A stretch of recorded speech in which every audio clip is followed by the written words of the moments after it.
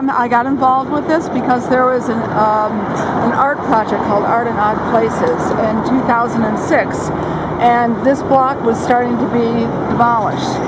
So I wanted to put this thing out in front of my apartment building that consisted of a wooden book that were all my photographs that I've been taking at the demolition site, and I started researching this house because this house was still there. And then this house, which was originally 391 Bowery, became the whole of the Bowery. And then I wrote a little book about what everybody was doing in 1825 who lived on the Bowery and what they did and their names. From there, I just kept researching the house. I sent it off to the LPC. They turned it down. And then by that point, I had become involved with a group that was forming called Bowery Alliance of Neighbors, and it just went from one thing to the other. We decided to send it back last fall. But this time, it wasn't just me sending it. It was Bowery Alliance of Neighbors.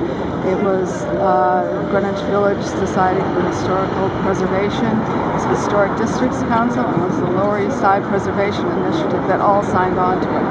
And it was rejected again. Even with all of those, plus we had so many local officials that signed off. When was the last time it was occupied? A couple of weeks ago. Yes, there are people living here, and there was a fabulous restaurant on the ground floor. Scaffolding was put up. They started tearing apart the roof. That wasn't this past weekend. The weekend before last. They did and so now it's completely exposed to the elements. And, right. That I could think that was the idea. Yeah, me too. Well, they own the house and the two lots.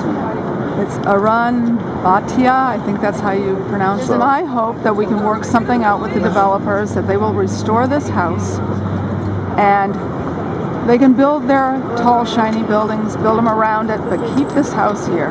Because everybody loves it. It's a point of interest. What they probably don't realize is that tourists come to look at this house, and the contrast between it and the Cooper Square Hotel, and then the other tenement on the corner is quite striking. It's very historical at the same time. And I don't really like these shiny new buildings, but I think under the circumstances, I think there's a way it could be worked out, but I just don't know if they're going to do it. It was originally owned by Nicholas William Stuyvesant, but he never lived there. He's the great-grandson of Peter Stuyvesant. In the 1960s, it was the home of the beat poet priestess Diane de Prima, her husband and her children, and many, many people. She's recorded this in her book, Recollections of My Life as a Woman. It's a memoir.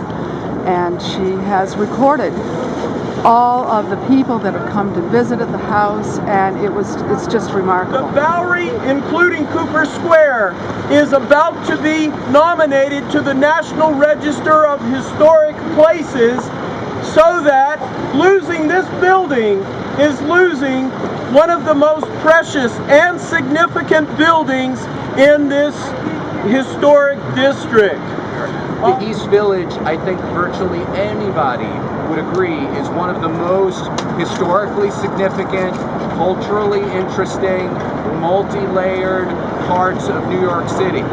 But less than 2% of the East Village enjoys landmark protections. That's actually less than New York City as a whole, where about 3% of the city is landmarked. If you compare that to other neighborhoods that you probably think of as peer neighborhoods of the East Village, Soho, Tribeca, Brooklyn Heights, Park Slope, the Upper West Side, those are neighborhoods where huge chunks, if not the majority of those neighborhoods are landmarked, because there's a recognition that they are a significant part of our city's history, that a huge part of the way our society developed is told in those buildings, and they are protected from demolition.